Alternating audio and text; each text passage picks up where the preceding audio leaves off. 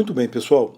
Vamos encerrar o assunto da crise da República Romana, falando sobre o governo de Júlio César, o segundo triunvirato e a ascensão de Otávio. Tudo isso em meio às guerras civis que marcaram o final da República. Ok? Vamos rever o que nós comentamos na última aula.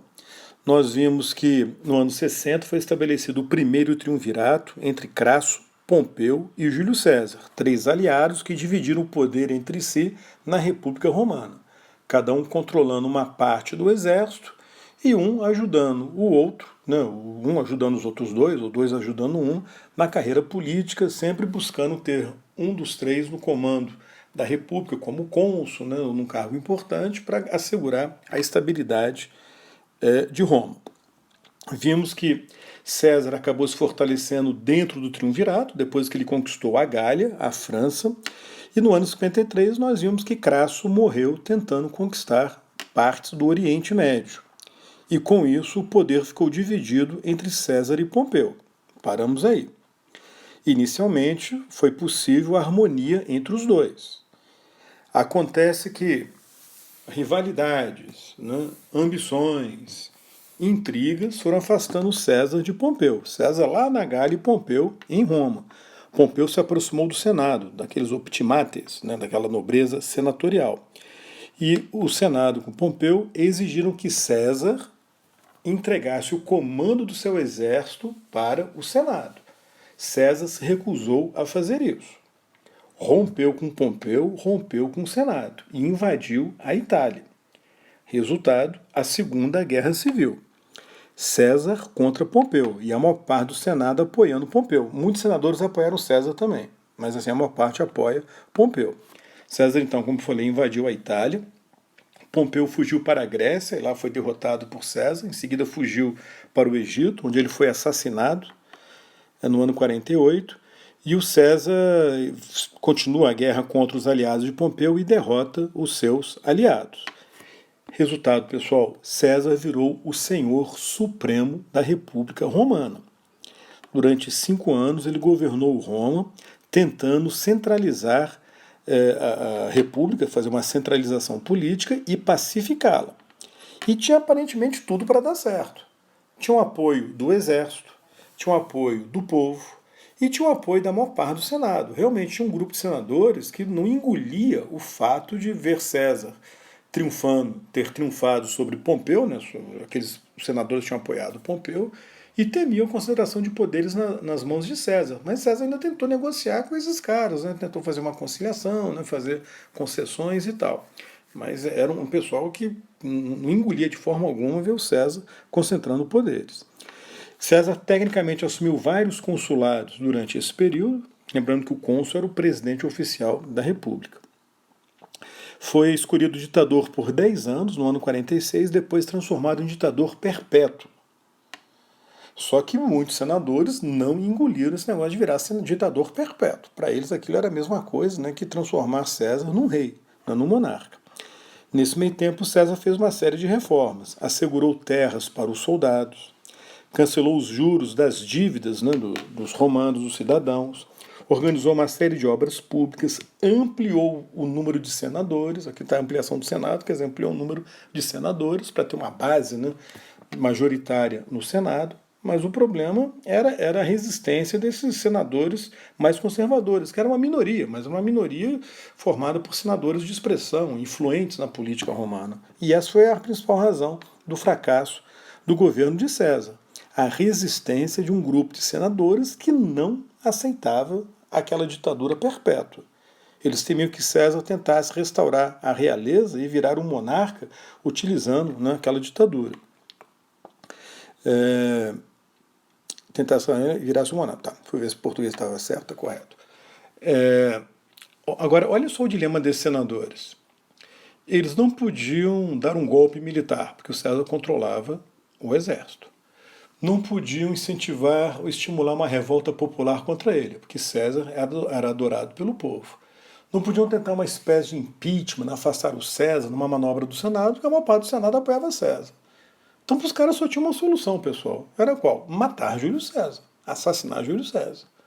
Então foi feita uma conspiração anti-cesarista com essa intenção. envolvendo dezenas de senadores, entre 40 e 60, uma meia centena, uns 50 senadores aproximadamente, né? Liderados por Cássius e Brutus, né? Dois antigos aliados de Pompeu que César havia perdoado, havia tentado cooptar para o lado deles, mas que no fundo não engoliram aquele governo do César. E no dia 15 de março do ano 44, idos de março, né, como ficou conhecido esse dia, César foi assassinado, né, numa sessão do Senado que, por ironia, ocorreu no Teatro de Pompeu, porque o prédio do Senado estava sendo reformado. Aqui tem uma cena, uma pintura descrevendo, né, tentando mostrar o assassinato do César, o cara recebendo várias punhaladas aí dos senadores, dos assassinos. E a estátua do Pompeu lá atrás. Bom, os assassinos, entretanto, não conseguiram assumir o poder. Acontece que os próprios cesaristas, no primeiro momento, os partidários de César, ficaram divididos. E Roma ficou mergulhada numa nova guerra civil. Inicialmente, uma disputa entre os próprios cesaristas, só que depois eles entraram num acordo e passaram a perseguir os assassinos de César, conhecidos também como os libertadores, né, o Cássio e o Brutus. E os cesaristas venceram a guerra civil. E com a vitória dos cesaristas, eles cesaristas estabeleceram um segundo triunvirato, formado pelos partidários de César. Marco Antônio, o braço direito de César, também um senador romano, Otávio, sobrinho e herdeiro de César, e Lépido, um outro político general partidário de César. Aqui vocês têm um busto do Marco Antônio, aqui o Otávio ou Otaviano, e aqui o Lépido. A república ficou dividida assim.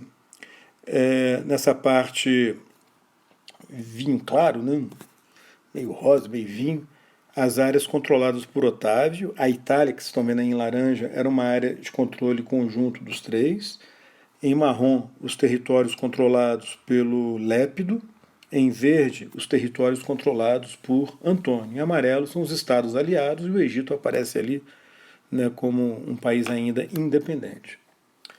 Só que Lépido tentou fazer uma manobra e assumiu o controle do exército do Otávio. Só que Otávio foi muito mais esperto, fez uma contramanobra e conseguiu cooptar o exército de Lépido para o seu lado. Lépido então perdeu o comando militar, não foi morto, virou até sumo sacerdote de Roma, um cargo de honra, mas que não lhe dava nenhum poder político na prática. E com isso ele saiu do triunvirato. Ou seja, o poder ficou dividido entre Otávio e Marco Antônio. Otávio assumiu o controle do Ocidente, Roma, apoiado pelo Senado, e Marco Antônio ficou com o Oriente, as províncias mais ricas, né, da República Romana, e acabou se fixando no Egito, que ainda era um país independente, aliado de Roma, mas era um país independente, e lá ele consegue a aliança da famosa Cleópatra, a Cleópatra VII, com a qual, inclusive, com quem ele inclusive acabou se casando, né? E isso o afasta ainda mais do Senado, afasta ainda mais de Roma. E deu a Otávio uma grande oportunidade para conseguir construir uma imagem negativa do Marco Antônio, da Cleópatra, aquela ideia de que o Marco Antônio e Cleópatra estavam conspirando para tentar separar as províncias orientais de Roma, da República Romana, criar um império separado no Oriente, com sede em Alexandria, no Egito, tendo metade do exército romano, né, sob o comando do Marco Antônio. Então essa aproximação serviu, de certa forma, para Otávio manipular a opinião pública romana e conseguir o apoio do Senado. E, se bem que o Marco Antônio também estava afastado, né, ele, de certa forma, estava depositando todas as fichas no Oriente nessa aliança com Cleópatra. Aqui as áreas que o Marco Antônio controlou. O Egito aparece destacado mais escuro. Okay? Aqui é Cleópatra. Bom, toda essa tensão culminou na Quarta Guerra Civil da República Romana, a última guerra civil, também chamada de Guerra Ptolomaica. Por quê? Porque Cleópatra era da dinastia dos Ptolomeus. Ptolomeu foi um dos generais do Alexandre o Grande. Depois que o império do Alexandre o Grande desmoronou, né, se dividiu, o Ptolomeu ficou com o Egito e deu origem a uma dinastia de faraós descendentes dele. A Cleópatra era descendente desse Ptolomeu. Nessa guerra civil, Otávio, com apoio de Roma, do Senado, controlando o Ocidente, enfrentou Marco Antônio, ou seja, o Egito, né, Cleópatra e o Oriente, e o exército romano dividido. Bom, Otávio venceu a guerra civil. Antônio e Cleópatra se mataram. Otávio então conquista o Egito. Foi aí que o Egito foi conquistado pelos romanos. E ele retorna para Roma, pessoal, como o grande herói da guerra, o salvador da República, o sujeito que enfrentou o traidor Marco Antônio e enfrentou a prostituta do Nilo, que era assim que eles chamavam, a Cleópatra, né? A prostituta do Nilo. E com isso, Otávio consolida o seu poder em Roma. Ele consegue realizar aquela centralização política que seu tio Júlio César tinha tentado realizar e não tinha conseguido. Então ele consegue, de fato, centralizar o poder e pacificar a República. Ele concentra cargos e títulos de uma forma inédita. Aí sim, com o apoio de todo o Exército, apoio de todo o Senado, porque os grupos contrários à centralização tinham sido eliminados, então todo o Senado agora apoiava Otávio, e apoio do povo, com política de pão e circo, aquele negócio todo, propaganda, né, que salvou a República, enfrentando Marco Antônio. Entre os títulos que ele recebeu, nós temos o título de Augusto, que significa o magnífico, Otávio o Augusto. Com o tempo passaram a chamá-lo de Otávio Augusto. Deixaram de chamá-lo de Otávio e passaram a chamá-lo de Augusto. Augusto virou nome próprio. Príncipe, o primeiro dos cidadãos, o Princeps, né? O governo dele foi chamado também de Principado. Em homenagem ao seu tio, Júlio César, ele transforma César também num título, né? E passou a ser chamado também de César, e de Otávio em diante, todos os governadores, todos os governantes foram chamados de Césares, o governo dos Césares, e recebeu o mais famoso dos títulos, imperador, quer dizer, um comandante bem sucedido, adorado pelos soldados, né? No ano 27, quando ele recebeu todos esses títulos, e o mais famoso deles, o imperador, a República, na prática, acabou. E começava uma nova fase na história de Roma, a fase do império, do governo dos imperadores. As instituições republicanas não desapareceram, continuam existindo o Senado, o consulado, assembleias e tal. Mas como a gente vai ver, o poder de fato ficou nas mãos do imperador que controlava o exército, com respaldo, aí com aceitação do Senado. Mas sobre o governo dos imperadores eu comento na próxima aula. Ok? É isso aí, pessoal. Até a próxima. Tchau, tchau.